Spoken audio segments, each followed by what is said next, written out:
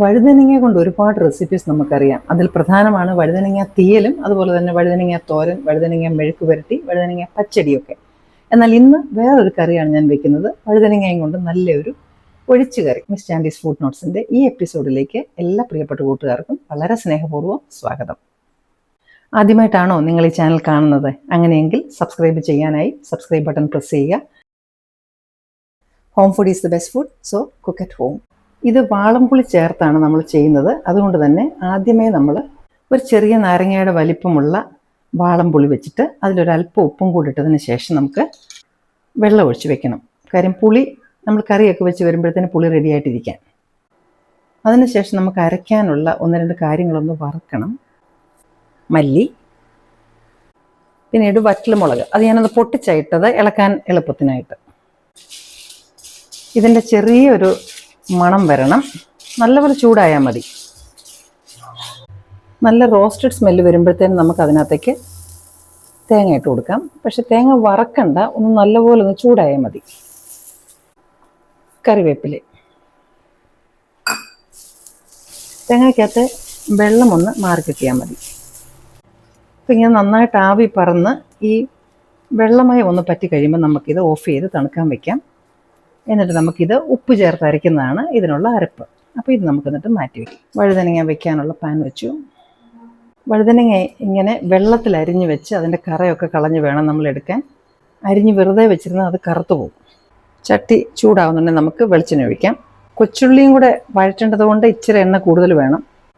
എണ്ണ ചൂടാവുന്നുണ്ടെങ്കിൽ നമുക്ക് ഉലുവ ഇടാം. ഉലുവ പൊട്ടുന്ന ഉടനെ തന്നെ നമുക്ക് കൊച്ചുള്ളി ഇടാം. കൊച്ചുള്ളി വലുതൊക്കെ ഒന്ന് രണ്ടായിട്ട് കീറിയിട്ടിട്ടുണ്ട്. ഉള്ളി മധുരിക്കാതിരിക്കാനായിട്ട് ഒരു പച്ചമുളക് കൂടെ കട്ട് ചെയ്തിടാം. അതിനോടൊപ്പം ഒരു പൊടി ഉപ്പും.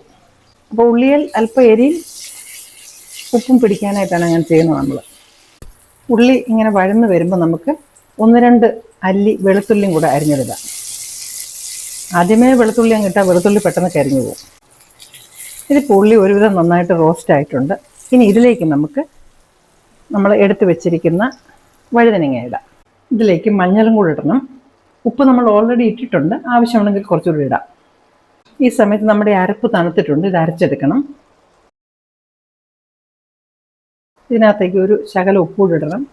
അപ്പോൾ ഇതിലേക്ക് വെള്ളം കൂടെ ചേർത്ത് നമുക്ക് അരച്ചെടുക്കാം. നല്ല മഷി പോലെ അരയണം. അരപ്പ് അരച്ചുകൊണ്ട് വന്നിട്ടുണ്ട്. അപ്പോൾ ഇത് റെഡിയായിട്ട് ഇവിടെ ഇരിക്കട്ടെ. നമ്മളിവിടെ എടുത്ത് വെച്ചിരുന്ന പുളി നമുക്കതൊന്ന് അരിച്ച് കൈകൊണ്ടങ്ങ് അരിച്ചാൽ മതി. ഇപ്പോൾ വഴുതനങ്ങ ഇവിടെ നമ്മുടെ അത് വഴന്ന് വന്നിട്ടുണ്ട്.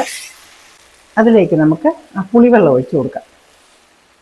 വഴുതനങ്ങയിലൊക്കെ നല്ലപോലെ പുളി പിടിക്കട്ടെ. അല്പം വെള്ളം കൂടെ ചേർക്കുകയാണ്. ഈ വഴുതനങ്ങക്കറി വെക്കുമ്പോൾ ഞാൻ അടച്ച് വെക്കാറില്ല. കാര്യം അടച്ച് വെച്ചാൽ അതങ്ങ് കുഴഞ്ഞു പോകും. അപ്പോൾ ഇതും ഇപ്പോൾ റെഡി ആയിട്ടുണ്ട്. ഇതിലേക്ക് നമ്മൾ അരച്ച് വെച്ചിരിക്കുന്ന അരപ്പൊഴിക്കാം. തീ കുറച്ച് വെച്ചിട്ട് വേണം ചെയ്യാൻ. തേങ്ങ അരച്ചതായതുകൊണ്ട് വെച്ച് തിളപ്പിക്കേണ്ട ആവശ്യമില്ല. ജാറൊന്ന് റിൻസ് ചെയ്ത് നമുക്ക് അല്പം വെള്ളം കൂടി ഒഴിച്ചിട്ട് ഇത് ഇളക്കി കൊടുത്താൽ മതി. ചാറ് കറി ഇതൊന്ന് നന്നായിട്ട് മിക്സ് ചെയ്ത് ഇപ്പോൾ ഇതിന് ഉപ്പൊക്കെ ഉണ്ടോ എന്ന് നോക്കണം. ഇല്ലെങ്കിൽ ചേർത്ത് കൊടുക്കണം.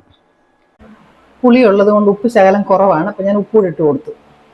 നല്ലപോലെ ഇളക്കിയതിന് ശേഷം നമുക്ക് ഉപ്പ് നോക്കിയാൽ മതി. പിന്നെ ഒന്ന് വേഗം ചൂടാകാനായിട്ട് ഒരു ശകലം നേരം ഒന്ന് അടച്ചു വെക്കാം. പക്ഷെ തിളപ്പിക്കരുത്.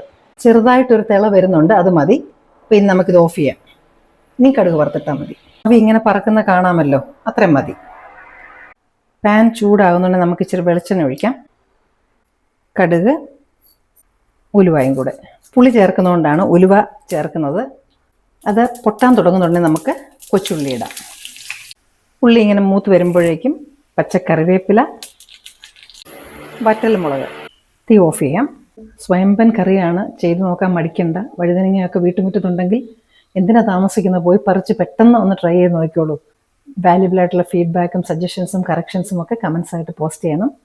ഇനി നിങ്ങൾക്ക് ഇഷ്ടപ്പെടുന്ന മറ്റു നല്ല റെസിപ്പിയുമായി വീണ്ടും ഞാൻ എത്തും. Till then I M signing off and you stay safe.